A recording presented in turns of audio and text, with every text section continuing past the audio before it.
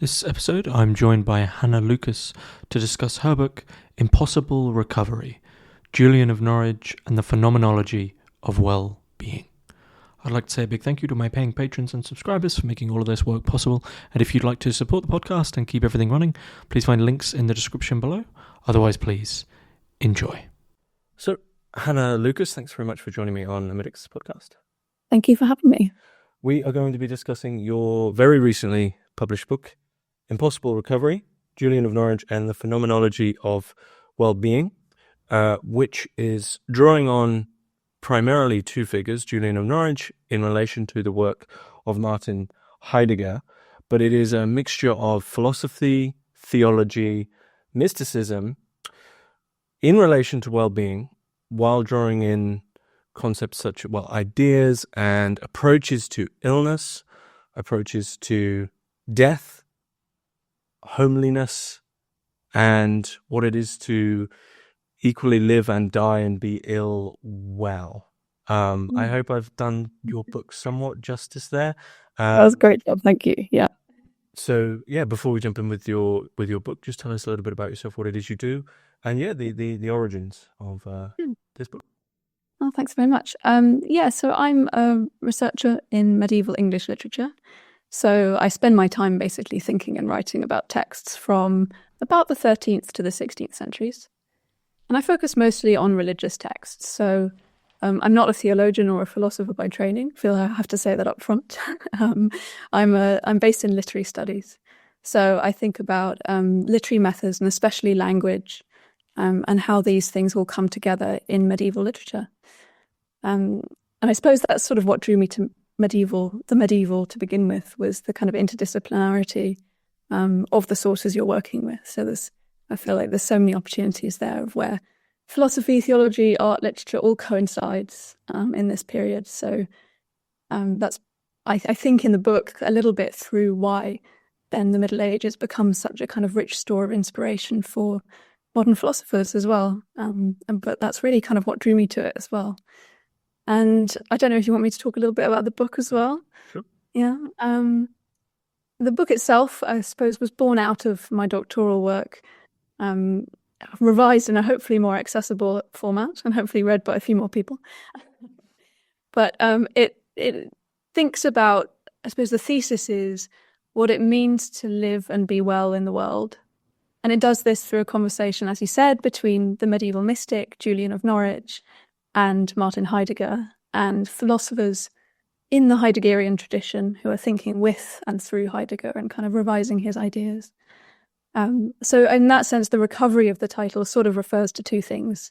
The first is the recovery of health, especially after experiences of extreme illness, and then the possibility of recovering the medieval past for the present day as well. Okay, so Julian of Norwich then makes sense just contextually with your own research with the literature and medieval, but why Heidegger? Was it just because he's the sort of the big phenomenological player, or was there immediate concepts there that you saw as sort of conducive to a robust discussion on health and well-being? Yeah. So I suppose I came to phenomenology a little bit by accident, or kind of through a side door, which was that I started the project thinking I was going to write a wider book about medieval women's religious writing. And I started with Julian, kind of opened diligently my copy of Julian, and then never put her down. And the question that struck me when reading Julian, I was thinking about her illness that she experiences. And for those who don't know, Julian is about 30 and a half years old, she tells us, very specific, when she succumbs to this strange, mysterious illness, which strikes her down for about 3 days and 3 nights. And over the course of these 3 days and 3 nights, she experiences what she describes as 16 showings or revelations. And I was really interested in figuring out, okay, what's the connection here between the illness event and then the revelation event? And in medieval studies, there's a kind of a tradition of reading medieval mystics, especially female mystics, through a slightly diagnostic lens. So back in the early 20th century, they were hysterics. And then later on, maybe we can try and diagnose her illnesses, like botulism was one suggested diagnosis, food poisoning, and trying to think, okay, like what was actually wrong with her? Because something has to be wrong with her, right? And then, so I was kind of dissatisfied with these approaches. They all seemed a bit too positivist for me, a bit too kind of applying our own methodologies from the modern age onto this quite obscure medieval text. So I was trying to figure out a methodology that would work, that sort of preserved her own voice. And that was where phenomenology came in, which was kind of a side interest for me anyway.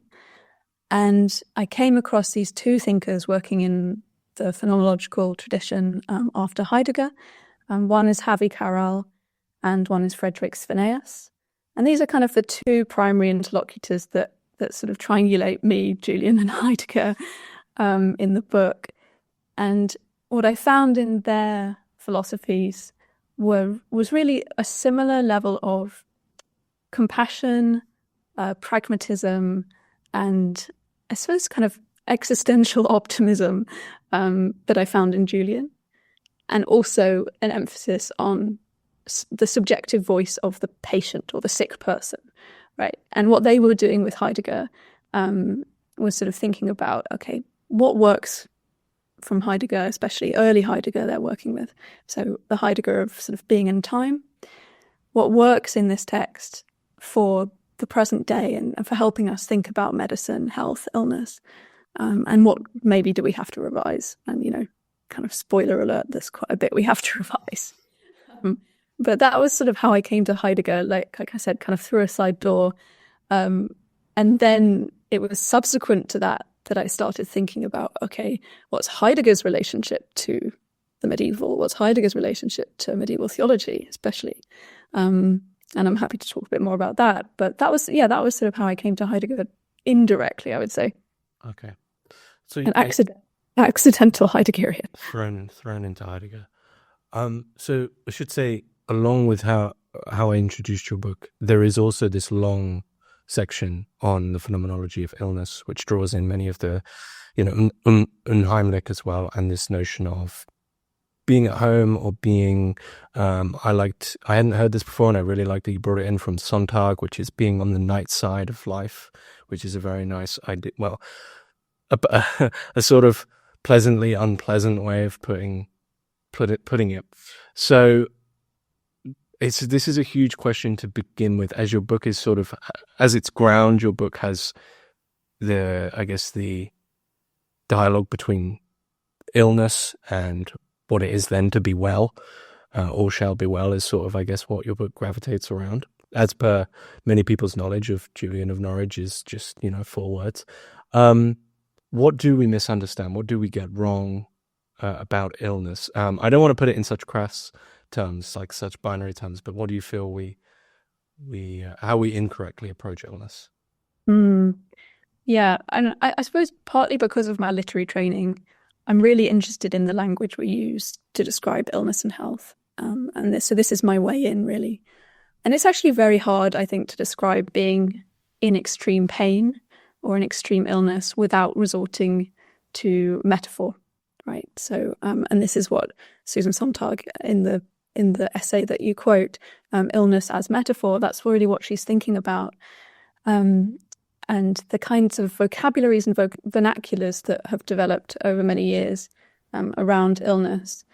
To give just a few examples, illness is often a fight, a battle, usually a battle fought on the battleground of the body, right? And we've seen this more and more in the last few years, I think. We've been acutely exposed to these kind of vernaculars.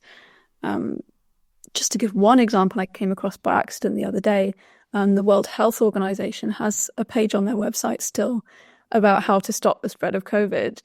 And I think the exact phrase they use is, there's a hero in us all, fight COVID-19 with 5 heroic acts. Washing your hands being one of the heroic acts, of course. So we hear this language everywhere, right? This kind of defense against illness, which is the attacker, fighting it off, heroes fighting a war. And it's sort of no wonder, right? Because, of course, sometimes illness is a fight to the death.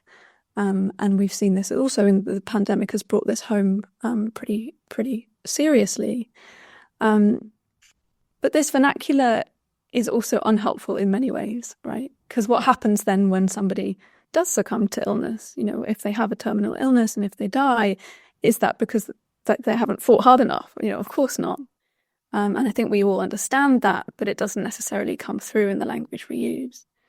So part of what I'm doing in the book is kind of, in the first couple of chapters, is sort of trying to trace that vocabulary through some modern thinkers, through Sontag, through Foucault, and then way back to the pre-modern association as well between sickness and sin. So we can see this in the roots of the words penance and punishment, which both come from that Latin word pona or pena, pain. And this, of course, relates to the idea that the body in the medieval schema was in some way corrupted by original sin. So there's something there around sin and sickness being kind of causal, having a causal relationship, but it was slightly more complicated than that as well. So, and I draw this out in the book as well, this idea that even in the Middle Ages, pain also had a slightly edifying quality. So if we think about that same word penance, to repent being a kind of return to pain or hurt in order to heal something. So, sin can be, sickness can be perhaps a punishment, but it can also be an opportunity. And I wanted to think about, okay, how does this theological model then pan onto modern philosophies that are actually doing similar things, trying to unpack this downright sort of negative language we use to talk about illness, and to try and highlight the more varied experiences and the possibilities of having a varied experience of being ill and maybe even of dying, right? So this can extend right up until the last moment. Okay. So to dive in with Julian of Norwich then, because you're then approaching the fact that she's very ill, but equally has these experiences during the period of illness. So to dive into an illness, and to draw in the phenomenology as well, you make this really interesting perception that when we're ill, our relationship or our intentionality, as per phenomenology, the idea that we are always conscious of something, this is somehow changed, or is this sort of folded back upon itself? And I guess this is the question. You mentioned the methodology, like what methodology you would use to approach Julian of Norwich's specific case. Where exactly is she, I guess, with regard to consciousness and intentionality?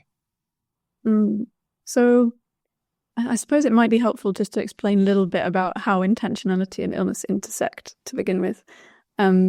So according to early Heidegger, that is the Heidegger of being and time, the human being, Dasein, intends into the world.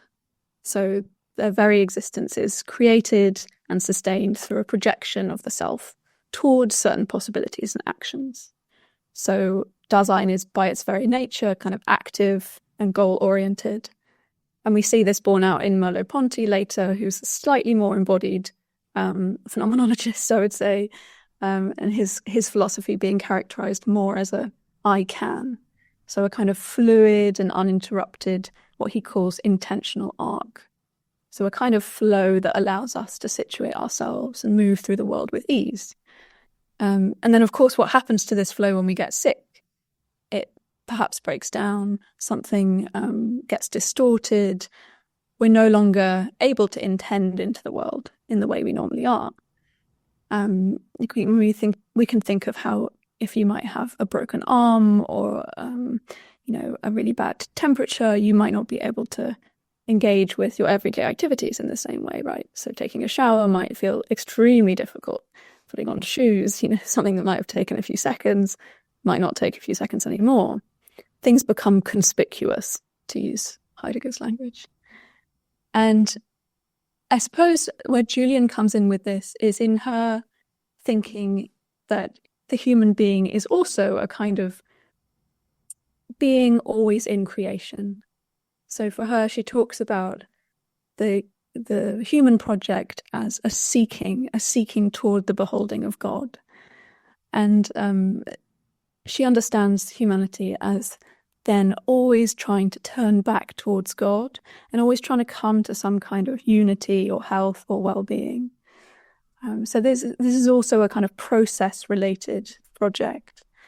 And this closely relates with the homely and the unhomelike, of course, because if you're moving with intentionality, you're creating an ease in the world, a kind of familiarity with the world that feels homelike. And for Julian, she uses exactly the same terms. So she talks about the Middle English term she uses is homelihead, which broadly translates to a kind of homelyhood. So hood being a kind of the suffix of sort of collective identity. So for her, humanity has this deep condition, this kind of ontological state of homelihead that we're constantly trying to reorient ourselves back towards. And again, orientation, very phonological word. And so the two things sort of worked very well together, I thought. And for Julian, the understanding that homelihead is always there, even if you might not feel it, and that you can kind of seek towards it as well. That felt very important in terms of thinking through, okay, what happens in moments of illness when that intentionality or that homelihead suddenly feels out of reach, when things feel unhomelike, to move towards the Heideggerian term again. Was it still, if she's saying that it's always there, was it still there for her during moments of sickness and illness? Yeah, so interestingly for Julian, and I think what is so striking about her text is the ambivalence of her experience of illness. So the language she used to describe the illness is good and bad. She has this wonderful expression of weal and woe, so well-being and woe, coexisting at the same time.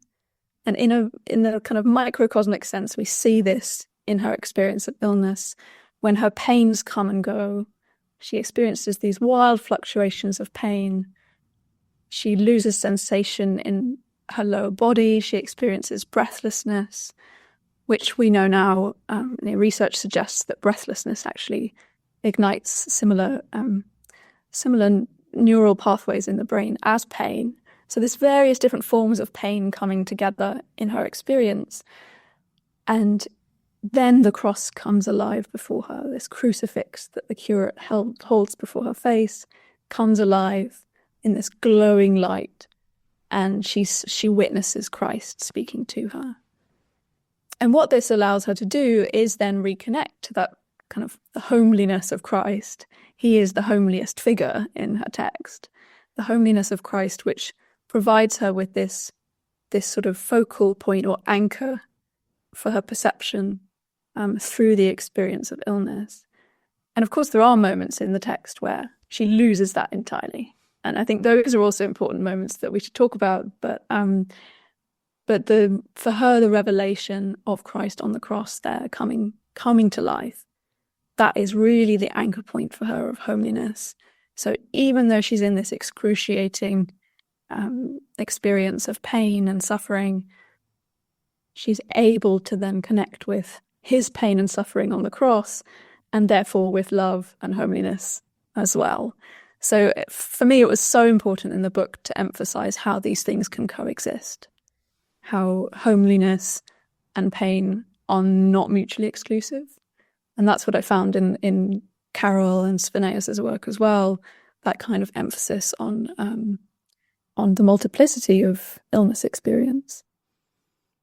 So I know you said you're not a philosopher, so I hate to do this to you. Does Heidegger have an anchor? Does he have his equivalent of the cross?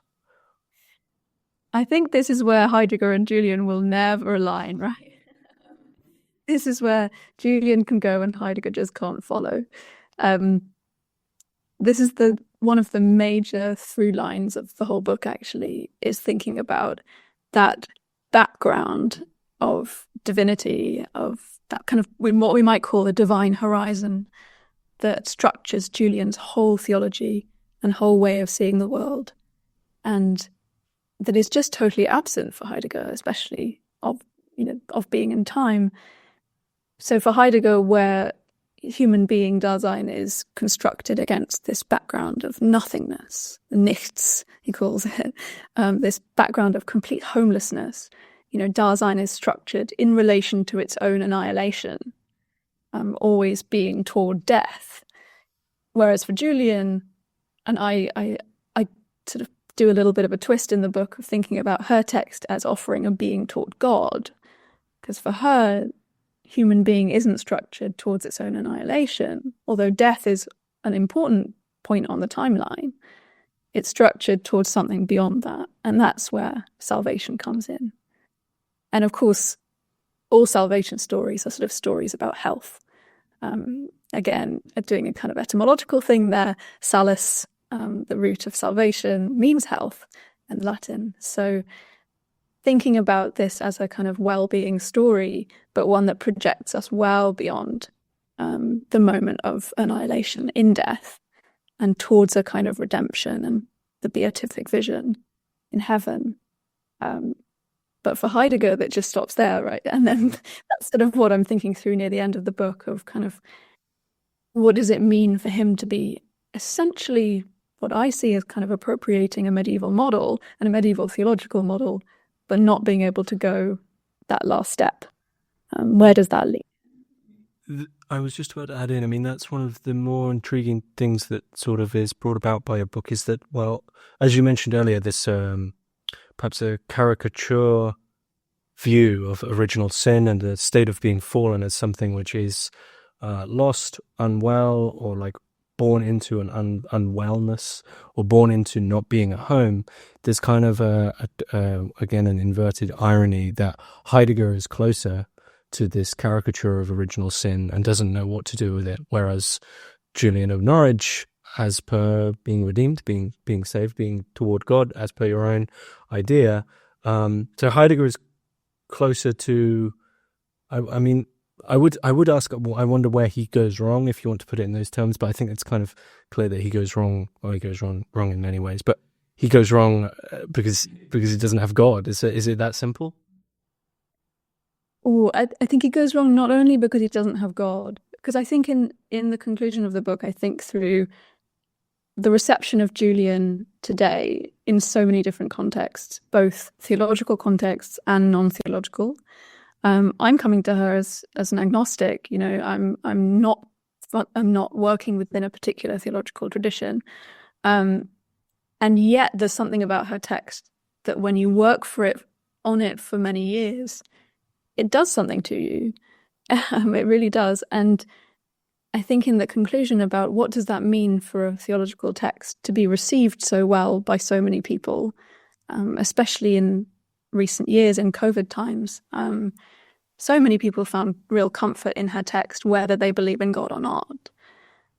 So I really identify a kind of openness, a kind of philosophical and existential openness, as the key that she offers, as well as obviously the Christology that Heidegger just can't possibly sustain. He's so keen to achieve the same kind of eschatology without, and I quote Judith Wolff here, the Heideggerian scholar, who talks about his eschatology without an eschaton, so a theology of last things without the last thing. And he's so keen to kind of overleap that.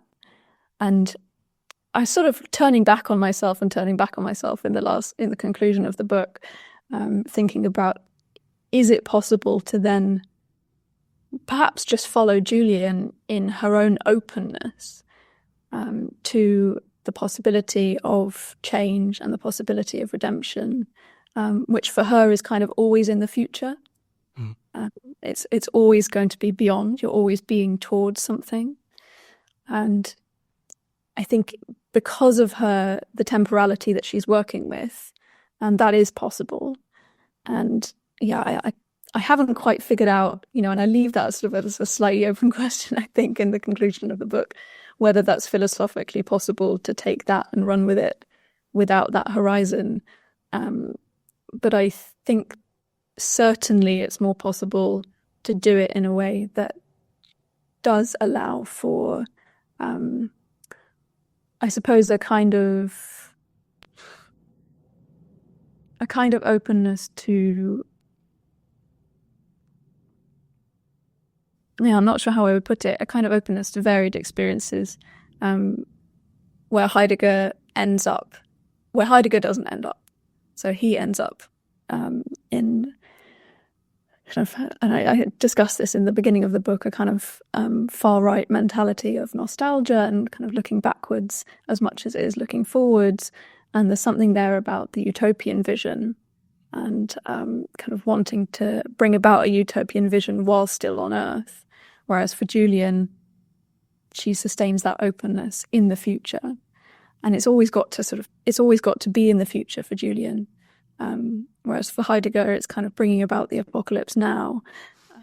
And that seems like the major place that you might go wrong, right? And I sort of trace that as well with his, trace the sort of fascist thinking that leads him to as well. It's kind of like the biggest anti-exemplum for thinking with medieval theology, like the biggest where not to go with this. Mm-hmm. So where as per what you were saying earlier, etymologically about repentance, Julian being medieval goes back to pain, whereas maybe Heidegger goes back to a pleasure which really was never there all along.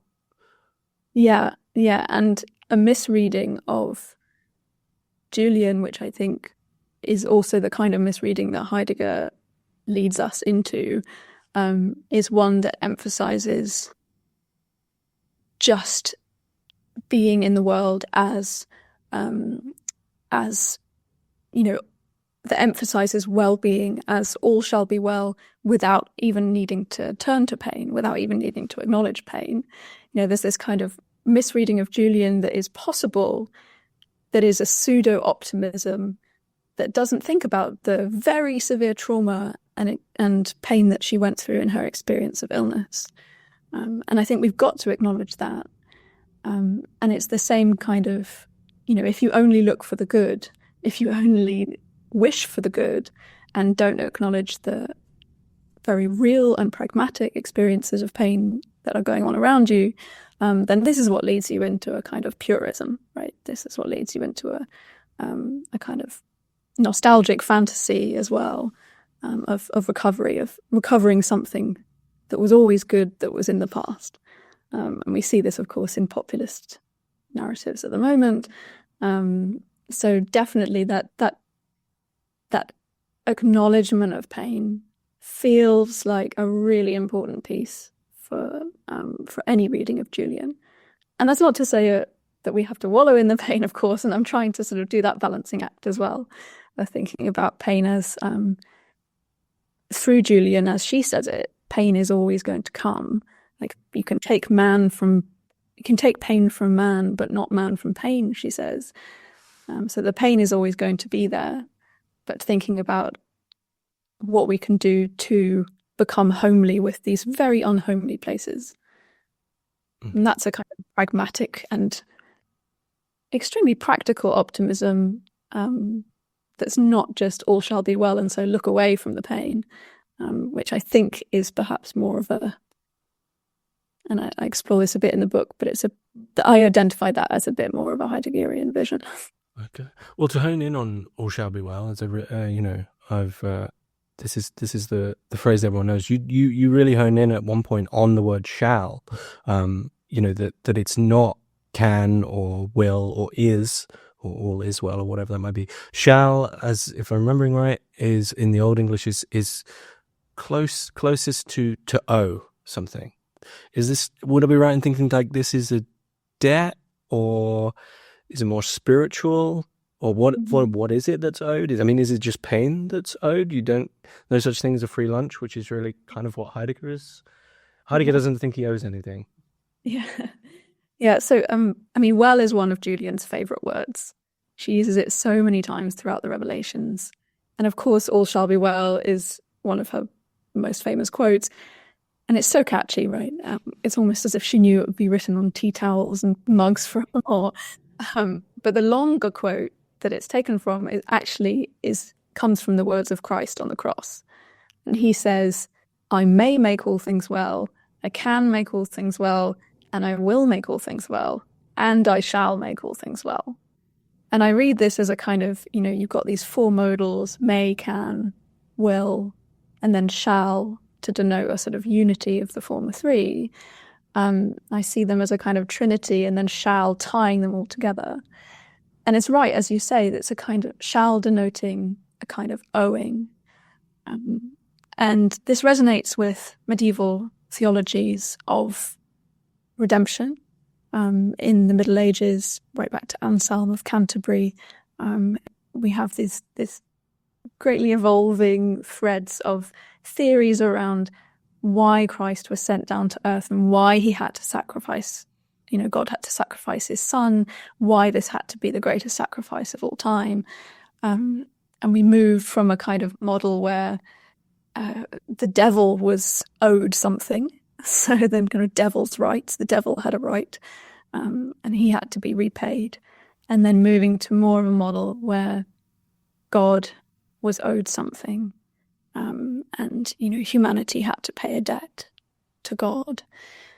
So there's language, we find language of economy and debt throughout devotional texts in this period. It's a really rich store of figurative language for writers thinking about pain, especially, and suffering. There's a contemporary poem to Julian called Pearl, which is all about grief. And we think it's a daughter who's been lost by a father, and the father is grieving. And she's allegorized as this pearl of precious price. And so there's all this language around value and debt and owing. But for Julian, she's doing something a little bit different with that. And there's a really particular moment I pick up later in the book, and I think in the last chapter, where I talk about this language of payment, where Christ comes to her, and instead of the usual, God being owed something, Christ actually turns to Julian and says, if you're paid, i.e. if you're satisfied, then I'm paid, then I'm satisfied. So he actually gives Julian the agency in that moment, and in saying, and if you're satisfied with this situation, then I'm satisfied. And it's quite remarkable, really, like putting that relationship of Christ, who is configured throughout this text as both the homely figure, the kind of physician as well, doing the healing, the wounded healer. And yet he's coming and saying to Julian, if you're paid, then I'm paid. So it's kind of a putting her in this slightly different position. And so what that means for all shall be well is, of course, there's an element of God's grace. God's grace decides that all shall be well. But the shall is also a part of the responsibility of humanity. So as Julian understands it, for things to be well, it also means a kind of doing well on the part of humanity. So I think that's why shall works so brilliantly, because it's not a certain will.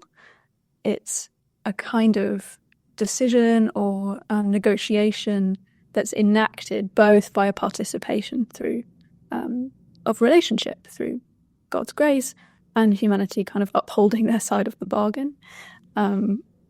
But Christ coming to Julian in that moment, I think, is just such a beautiful reminder for her that, she's putting her trust in Christ, and he's doing something back. This is such a beautifully egalitarian relationship, I think.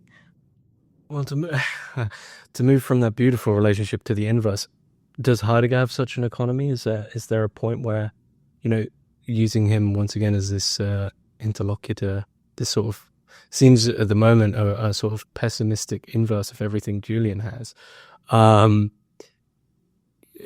Does he have any response, I guess, to that what seems to be like an equilibrium of health? I think for Heidegger, it comes back to authenticity, right? So I know we dreading talking about authenticity in Heidegger. Everyone dreads, and no one knows what it means, apparently. I think, without being coy, I wonder as well if there is even some truth to the idea of people like sort of seizing up when Heidegger's authenticity is mentioned, because it is very slippery, and I wonder if that slipperiness actually does gesture towards, well, Heidegger's sort of inability to really draw a line and say, this is the thing. I don't know if you agree with that. Yeah, no, I completely agree with that. And it takes me quite a few pages in the book to get through everyone else's definitions of it as well before arriving at what I think, how we can look at it. I think this is where one of the biggest problems I find with Heidegger, and also that Carol and Sveneas, who I'm working with very closely, one of the biggest problems they find with him is thinking about if authentic being in the world is a kind of existential fulfillment of Dasein's existential possibility. Is this possible to live in this way in a longer term sense, rather than just a moment of authentic understanding, like a flash of anxiety or authentic understanding? And then B, is it recommendable or advisable to actually live in this way? So I work with authenticity and anxiety and think about the two terms as really closely related, and I don't think Heidegger has figured out the difference between the two, to be honest. So thinking about in illness, one might have this flash or this fracturing of everyday experience. We might call this a moment of existential angst or anxiety, and it might open you up to this attunement of authentic understanding. So you might see clearly what it means to be alive and to be this person on earth living a temporal mortal life, right? Which is all very well. And I think we can see that does happen for Julian very clearly. But then what happens after that? Like, is authentic being in the world, which then seems to be a kind of being toward death, right? Like, if you sustain that, you're in this state of being toward death, where you're living with an awareness of your mortality in mind. You're living with this kind of deeply existential life that you get up in the morning and you remember that you're going to die. And what Carol and Sveneas, especially Harvey Carol, is doing is thinking about, okay, can we sustain that way of being? And do we want to, really? And I think what I found so powerful about Julian and her way of framing it is, it's not just about actually this magical, mystical moment of revelation that you have on your sickbed, or, as a medieval mystic, you might have in your cell, or when you're praying, or they have them all over the shop, and this might happen in the present day, during a kind of experience of meditation. It might happen at the birth of a child, these incredibly mystical moments. And I think we all have a certain relationship to mysticism. We might be able to point to moments in our life where, you're just thrown into this new way of seeing the world. But what Julian says then is, okay, well, I've had this magical, mystical moment of revelation, but it's actually not about that. I'm not special because I've had this experience. And what seems more important for her then, and this is really evidenced by how she then goes on to live her life.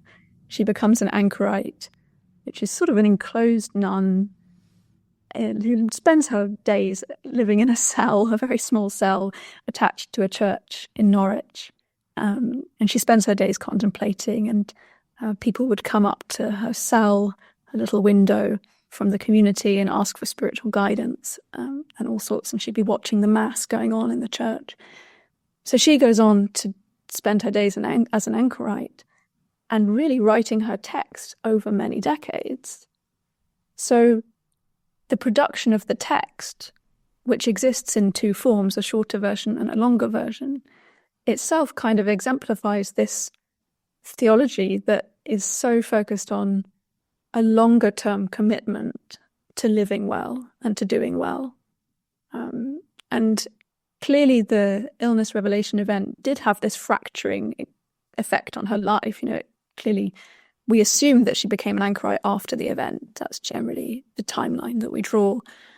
So we can see that borne out in how she goes on to live her life. But I think what that shows us, or what Julian insists on, is that after the moment of revelation, you have to then reintegrate into the world in some way, right? And even in like a daily sense, at some point we've got to put away our meditation cushion and go and do the laundry, right? So we can't be in this, I think we can't be in this state of authentic understanding or being toward death constantly. It can't be a constant condition. And that's where the intentionality in this kind of circular way of thinking comes in. I talk about contemplation in the book as a kind of spiral, and that comes, the image comes from the pseudo-Dionysus of moving steadily inwards, coming back to the same point again and again, and just moving steadily downwards. And I think anyone who's tried to write a book might be able to relate to this. You feel like you go around in circles and then eventually you realise you're getting a little bit deeper each time.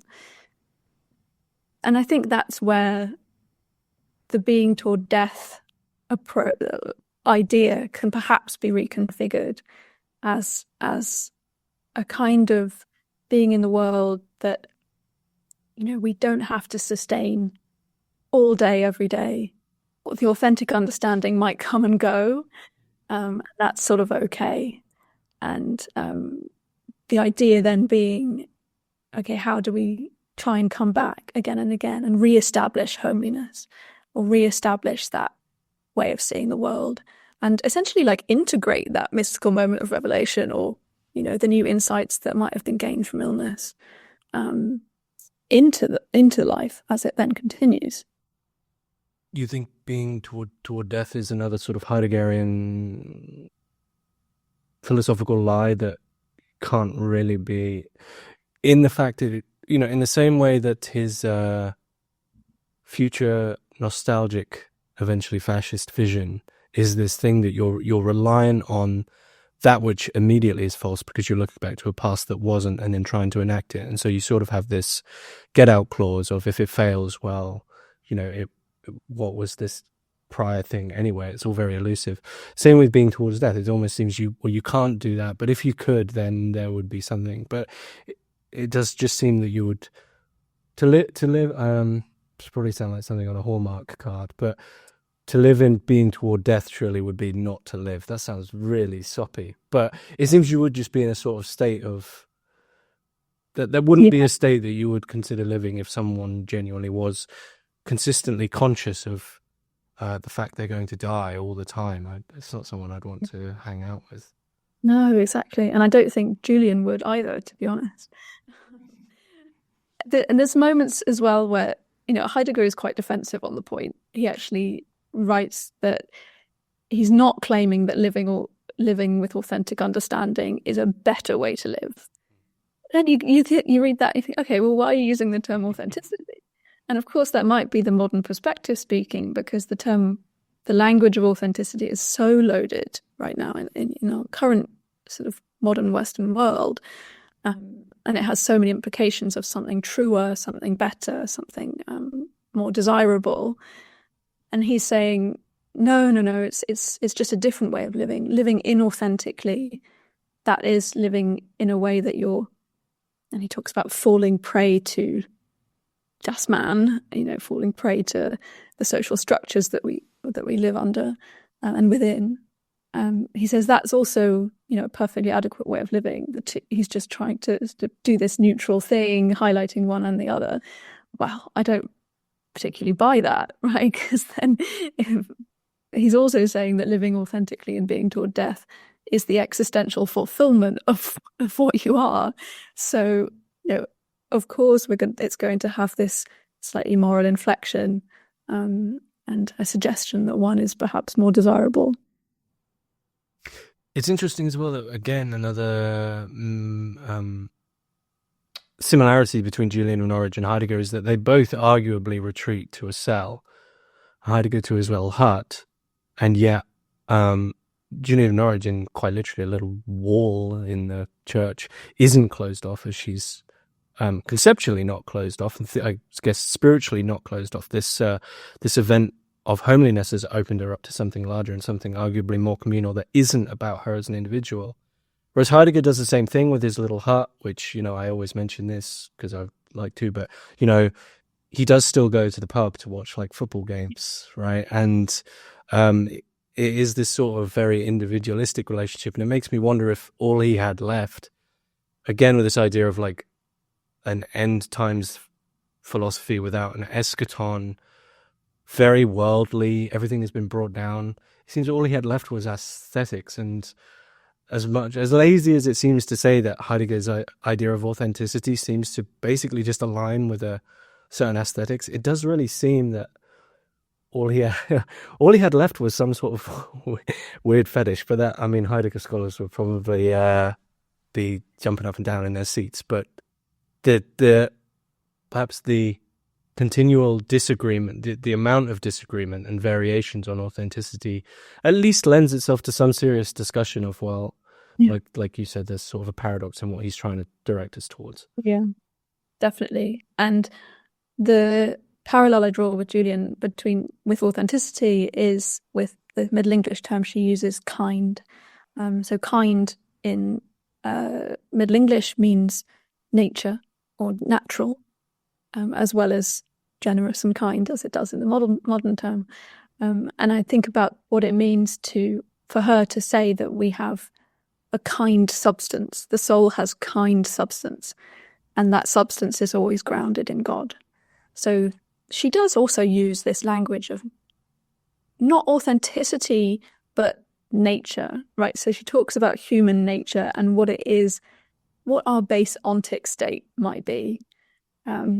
But for her, this kind substance, as I said, it's a base ontic state that is always and irrevocably connected to God. Even the fall hasn't broken that image of God in our soul.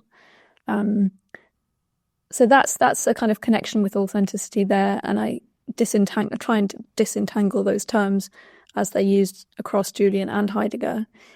But I think you're right with there's a nice parallel with the hut and the cell, and it's a difficult one to get your head around when you first approach Julian. And I teach Julian, and we spend a lot of time talking about anchoritism and what it means to be an anchorite. And I think the biggest takeaway is usually that anchoritism, as you said, it seems to us like perhaps an isolated and individualistic pursuit, like Heidegger in his hut. But really, it's a life of service. When you enter the anchorite cell, you undergo what are essentially funeral rites. Right, so you're enclosed in the cell, locked in, bricked in, and never to leave. And the rule for anchoresses that we have, that was really copied many times and was very popular throughout the later Middle Ages, the Ankrene Wisse or the Ankrene Rule, it talks about digging your future grave a little bit each day with your bare hands. So the anchorite really is being toward death in that way. And this kind of resonates with, and I talk about this in the book, with the medieval craft of dying or the ars moriendi and how that prepares you for death. But for Julian, then, being an anchorite is giving oneself completely to one's community, to God, to the church, and to the community. So it's essentially allowing the individual self, as far as it was understood at this time, to die, and then living in this not quite living, not quite dead sort of state, liminal state attached to the church, and giving yourself over to anybody who wants to come and talk to you, and entering what I call this kind of communal subjectivity, that we find borne out in her text as well. So it's very much not taking herself to her cell to enjoy the pleasures of isolation and reading and study, although perhaps it would have been that as well. But it's more so the entrance into a more communal way of being in the world and a kind of life of service. And we see this in the text when she talks about her book being not just about her. There's actually very little of Julian in the book. We really don't know very much about her. So little historical information survives, bar a few wills, dedications to her in people's wills, or rather to, quote, an anchorite at Norwich, who we assume is her. And then one brief mention in a contemporary text, the Book of Marjorie Kemp, her fellow mystic at this time, who's a very different character, much more outgoing and extroverted. But she comes to Dame Julian's cell, she describes it in her book, for spiritual guidance, and they spend a few days together talking about spiritual matters. But there's so little of Julian in her actual book, and she's so insistent that she doesn't want it to be about her. So this is kind of a highly anti-individualist text in a way. And I think we can see that then borne out in the vocation. And like you say, it's not quite the Heideggerian. I was about to say, and there's a lot of Heidegger in his. Yeah, exactly. It's not quite the Heideggerian authorship, let's put it that way. Is this a good place to, because you bring in being toward God as sort of an antidote to being toward death. Is this a good place to bring in seeking toward beholding as well? Yeah. So I mentioned earlier, Julian conceives of human being as, or being well in the world, as a kind of seeking towards beholding.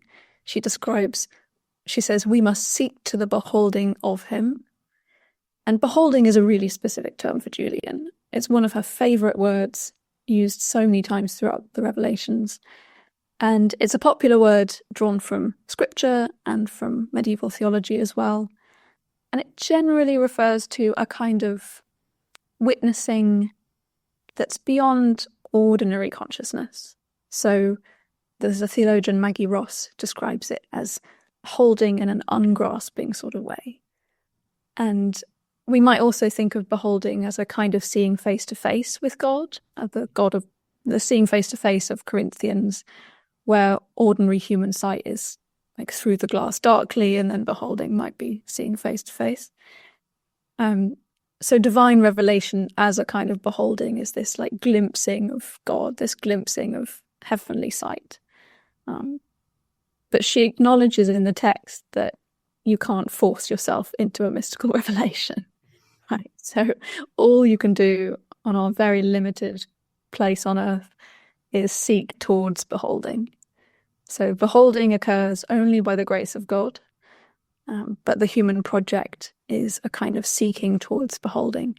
And again, that's where she comes in with Heidegger almost on the kind of existential possibility of human being. Like if by seeking you're fulfilling this existential possibility. And it feels important as well that seeking is as good as beholding, she says. And I think this is a really striking phrase. She says, seeking is as good as beholding in the eyes of God. Because not everyone can encounter beholding while on earth. As she says, I've had this revelation, but it doesn't make me any more special. Actually, if you as the reader, my fellow Christian, if you can go off and spend your whole life seeking God, that'll be enough for him. And there's many paradoxes of mystical thought, but this is actually one of the paradoxes of mystical thought, that in order to reach beholding, you've got to kind of want it, you've got to do the seeking, but then you've actually got to let go of the desire in the end, because it's not about actually trying to get somewhere. You can't take a utilitarian approach to mysticism. You've just got to be doing it with the hope, with the faith, right? That something may or may not happen. But being in that state of seeking is really enough.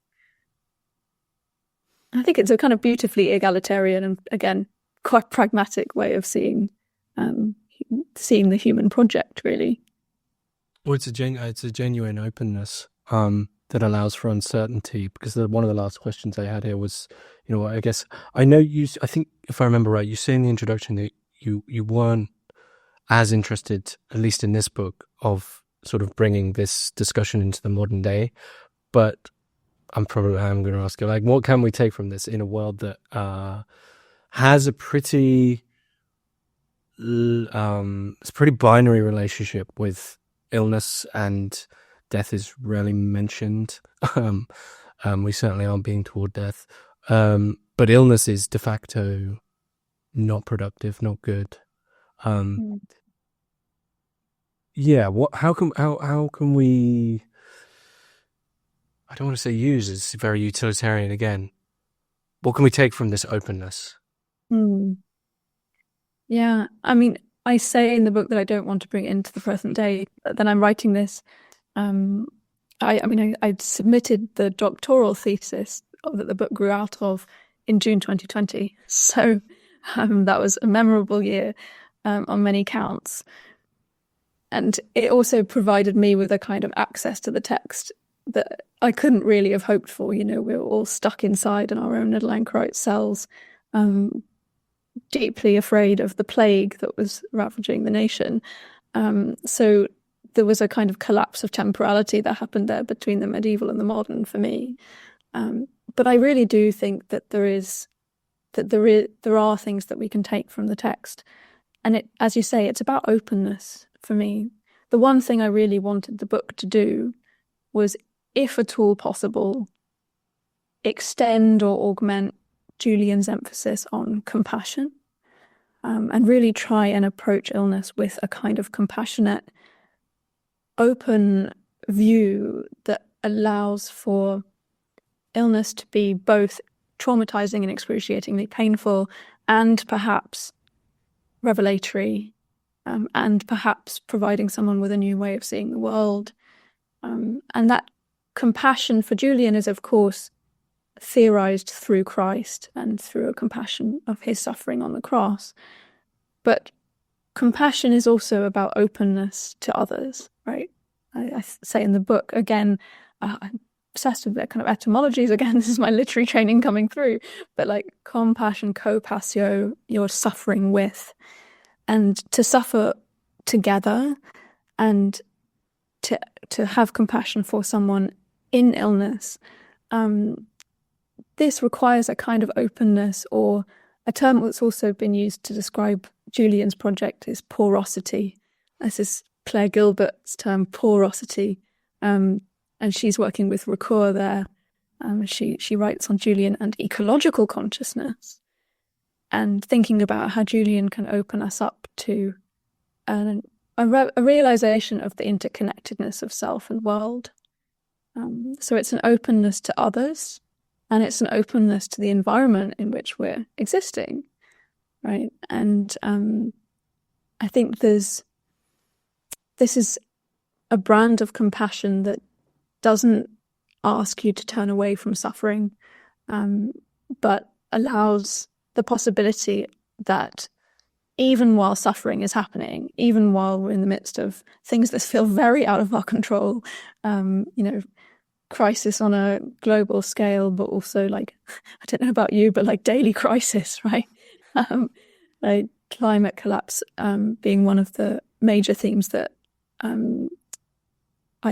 that's kind of, I suppose, not explicitly addressed in the book, but that Julian scholars have also been thinking about the kind of relationship of Julian to ecology. So thinking about, in the face of all of these deeply unhomely experiences and threats, how can we find a hope that is optimistic, that is also about action, right? So it's not just sitting back and having faith, but again, well-being as a doing well in the world. So continued seeking, not giving up, having hope that love can triumph over hate, and really over the problems that we can get ourselves in as humans. This is really the way for me that the text kind of speaks across time, and I hope that my book also can contribute a little bit to that conversation. There you go. It's a good place to finish up. Is there anything you'd like to add that you feel is key about your book? No, I think that pretty much covers everything.